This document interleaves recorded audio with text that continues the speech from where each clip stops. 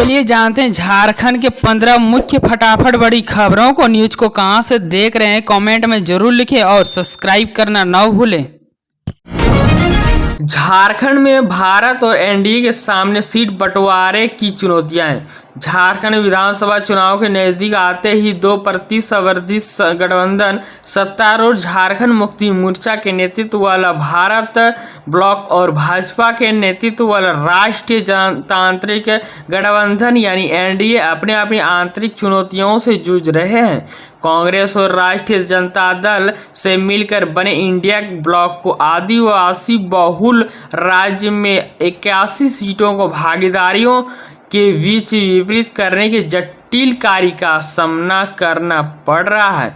मामले को और भी जटिल बनाने वाली यह बात है कि सीपीआई को भी इसे शामिल करना होगा, जो केवल एक विधायक होने के बावजूद हेमंत सोरेन सरकार का एक महत्वपूर्ण सहयोगी है।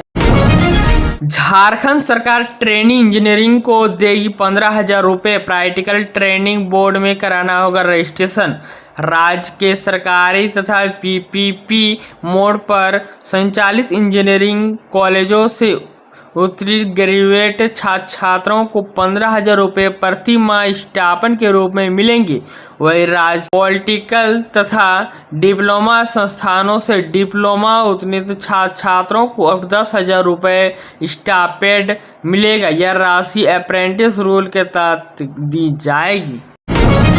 धनबाद पहुंचे ईडी। एनआरएचएम घोटाले में किया सर्वे। एनएचएम के 6.97 करोड़ घोटाले मामले में ईडी ने धनबाद में दबिश दी है। ईडी की टीम ने प्रमोद सिंह के ठिकानों पर छानबीन कर रही है। रांची से ईडी की टीम 4 इनोवा गाड़ियों में सुरक्षा बलों के साथ सवार होकर धनबाद में प्रमोद सिंह के सहयोगी नगर के सेक्टर 3 स्थित आवासों पर छानबीन की। लोहरदगा में आसमानी बिजली का कहर, 2 की मौत, 3 गंभीर रूप से घायल। लोहरदगा जिले के कैरो और कुंडू थाना क्षेत्र में वज्रपात की चपेट में आने से एक महिला और एक युवक की मौत हो गई है।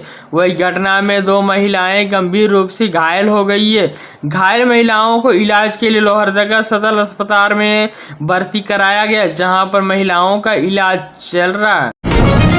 स्थानीय युवाओं ने किया दवा बैंक का शुभारंभ। मरीजों को मिलेगी निःशुल्क दवा।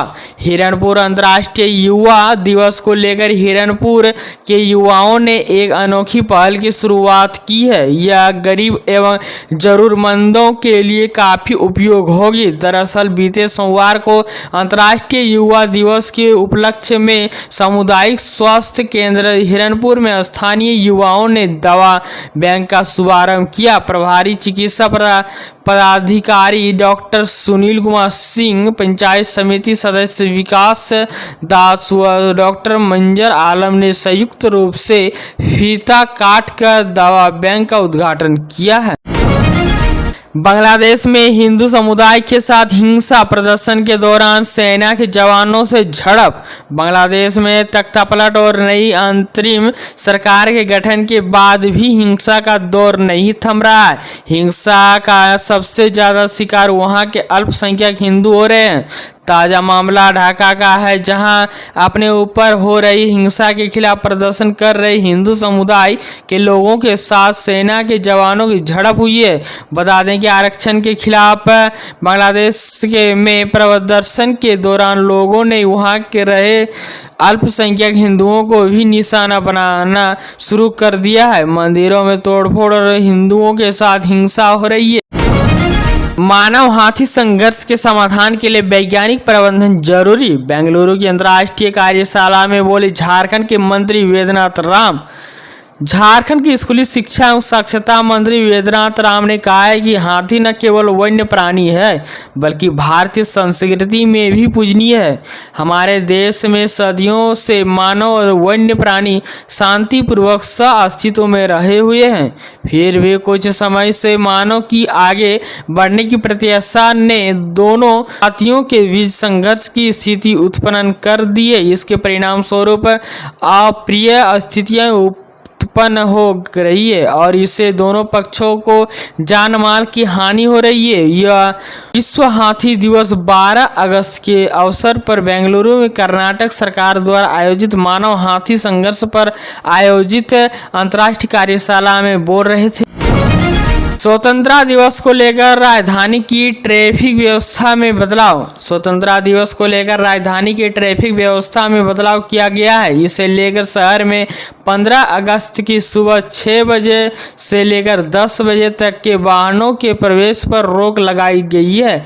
रिंग रोड की ओर से रांची आने वाले वाहन बोलैया तक, चाईबासा खूंटी से रांची आने वाले वाहन विरसा चौक तक, पलामू लोहरदगा से रांची आने वाले वाहन तिलता चौक तक ही आ पाएंगे। झारखंड में घुसपैठ कर सकते हैं बांग्लादेशी। स्पेशल ब्रांच ने सभी जिले के एसपी को किया गया अलर्ट।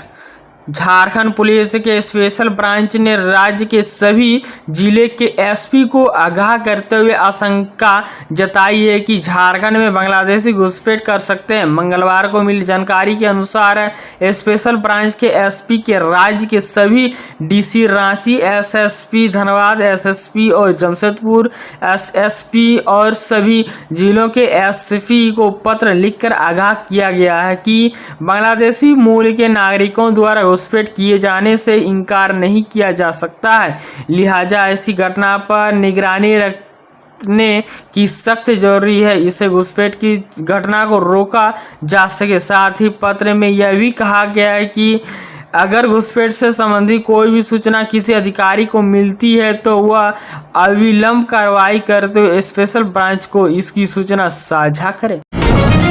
झारखंड के राज्यपाल ने राष्ट्रपति से की मुलाकात। राज्यपाल संतोष कुमार गंगवार ने मंगलवार को राष्ट्रपति द्रौपदी मुर्मू से राष्ट्रपति भवन नई दिल्ली में शिष्टाचार भेंट की। इस दौरान दोनों में राज्य के विकास से संबंधित विभिन्न विषयों पर चर्चा हुई।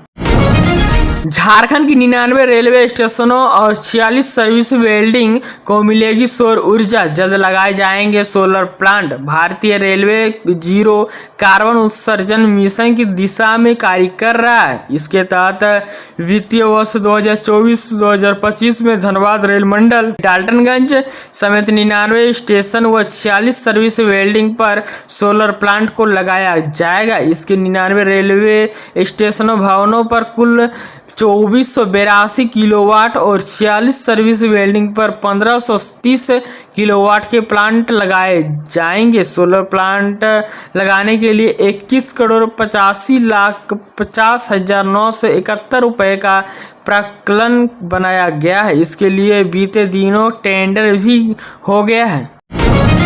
रांची में झमाझम बारिश। 14 अगस्त से लेकर 16 अगस्त तक देवघर समेत 8 जिलों में भारी बारिश का अलर्ट। रांची झारखंड की राजधानी रांची में सोमवार को मौसम का मिजाज बदला और दोपहर बाद झमाझम बारिश हुई।